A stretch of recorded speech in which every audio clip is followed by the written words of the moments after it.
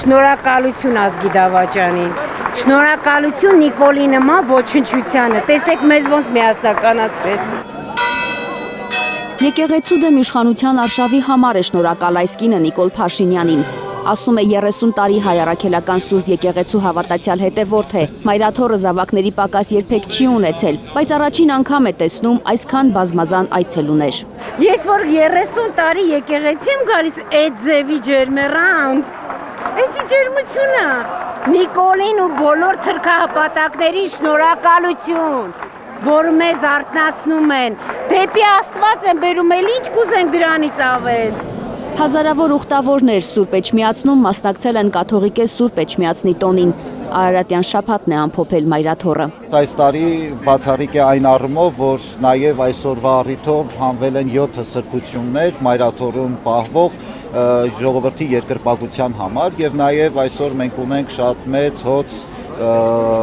խմբեր, մարդկանց ուխտավորներ, որոնք որ տարբեր հատվածներից մեր երկրի գալիս են մայրաթոռ մասնակցելու Սուրբ Պատարագին։ Վերջին տասնամյակում առաջին անգամ մարդիկ հերթ են կանգնել 7 սրբությունները համբուրելու համար։ Տոնի առիթով հավատացյալների օրհնության, մխիթարության ու երկրպագության համար դուրս են բերվել Տիրոջ կենաց փայտի մասունքը, Աստվածամուխ Սուրբ Գեղարդը, Սուրբ Գրիգոր Լուսավորչի աջը, Սուրբ Սահակ Պարթև Հայրապետի մասունքը, Սուրբ Գրիգոր Նարեկացու մասունքը, Հայոց Ցեղասպանության Սուրբ Նահատակների մասունքարանը։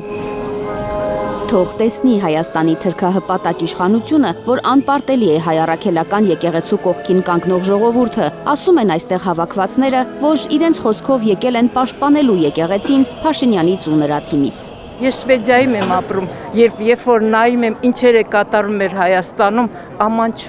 ամանչում, որ մեր ազգին այսքան ծնկի բերեցին մի խումբ թափթփուկներ։ Մենք սաղ միասին կանգնած ենք մեր եկեղեցու կողքին, մենք չենք թողի, որ ինքը կարա իր նպատակներին հասնի։ Եկեղեցին միշտ եղել է առաջնորդ եւ այդպես էլ պետք է լինի մեր հայոց պատմության մեջ։ Ես եկել եմ այսօր մեր եկեղեցու շահերը պահպանելու, մեր հայ ազգի շահերը պահպանելու։ Որ քրիստոնյա հայերին միավորող հնագույն կառույցը քանդելու Փաշինյանի նախաձեռնության արմատները Թուրքիայում են գծված, կասկած չունի նախկին հոգևորական Նիկողոս Հովհաննիսյանը։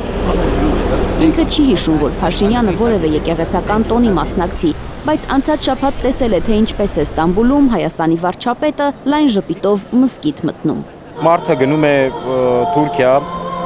մոլայի ուղեկցությամբ ոտաբոբիկ մտնում է մզկիթ, բերանը մինչև ականջները բաց, բայց այդ մարդը գեթ մեկ անգամ տաղավարտոնի գեթ մեկ պատարագի ներկա չի եղել։ Իշխանությունների սանձազերծած հակաեկեղեցական արշավը լրջագույն սպառնալիք է մեր ազգային միաբանությանը, հայտարարել է Գարեգին II մայր տաճարում պատարագ մատուցելուց հետո հայրապետական մաղթանք հղելիս։ Նրա խոսքով հակաեկեղեցական արշավը ուղիղ հարված է մեր պետականությանը։ Մեր երկրի բազմաթիվ հիմնախնդիրների առջև միավորման ջանքերի փոխարեն շարունակվում են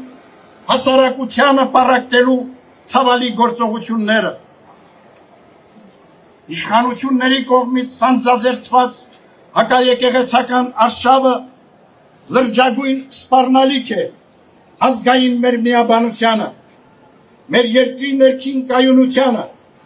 եւ ուղիղ հարված հայոց պետականությանը։ Ատելությամբ ու թշնամանքով բարիք չի ծնվի, ասում է հայրապետը, դատապարտում եկեղեցուն աջակցող հայտարարությունից հետո բարերար գործարար Սամվել Կարապետյանի կալանավորումը։ Օրեր առաջ ականատես դարձանք մի նոր դատապարտելի երևույթի։ Ի պաշտպանություն Սուրբ Էջմիածնի հանդես եկող եկեղեցաններ հայորդու ազգային բարերար Սամվել Կարապետյանի դեմ իրականացվեց անօրինական հետապնդում։ Արդարև, ատելությամբ ու թշնամանքով բարիք չի ծնվի։ Բռնաճնշումներով երբեք երկիր չի կառուցվի։ Սպառնալիքի ու վախի մթնոլորտում արդարություն ու համերաշխություն չի հաստատվի։ Այս փորձությունն էլ կհաղթահարի հայ առաքելական եկեղեցին, վստահ է վեհափառը։ Նա պատգամում է հավատացյալներին հաստատուն մնալ հավատքում եւ ամեն ինչ սիրով անել։ Թերեզա Կադայեվչյան, Կարինե Մանգասարյան, Արաքել Օհանյան, Հայլուշ։